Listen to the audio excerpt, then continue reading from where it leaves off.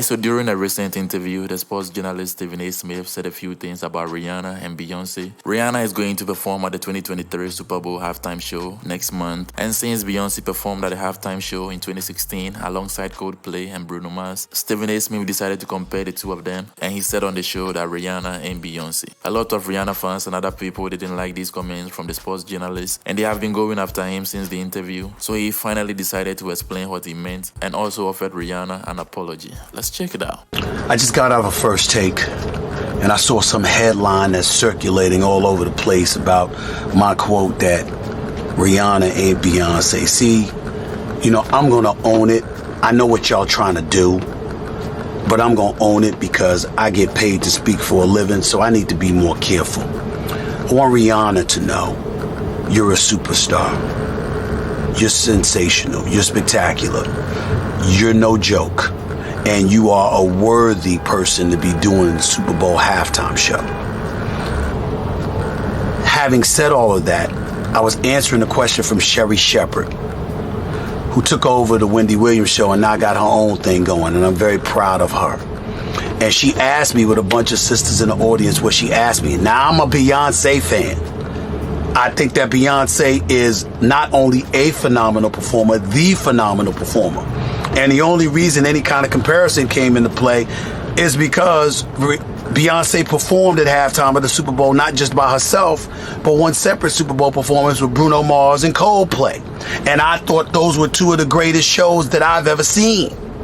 So what I'm saying is anybody has to measure up to that. Last year, with Snoop and Dre and Mary J and Eminem, I was like, Bruno Mars, Beyoncé, Coldplay, big time. They got to measure up to that. Anybody who does Super Bowl or Super Bowl halftime show, forever I'm going to say Beyoncé, Bruno Mars, Coldplay, and then Beyoncé by themselves. Michael Jackson could still be alive, and I would say it's got to measure up to that. Eminem, who's one of my favorites, I would say that about him. Coldplay, when they talked about Coldplay initially for the Super Bowl, I was like, not enough. That can't measure up to Beyonce and Bruno Mars, or Bruno Mars by himself, or Beyonce by herself. I've always said that. I meant it as no disrespect to Rihanna. I know she's phenomenal, and she's my sister. Nothing but love for her. But Beyonce is my sister too. I got love for both of them.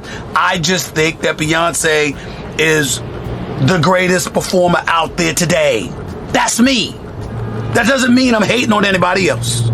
Doesn't mean I'm damn sure wishing for Rihanna to fail. I don't believe she's gonna fail. She's gonna be great.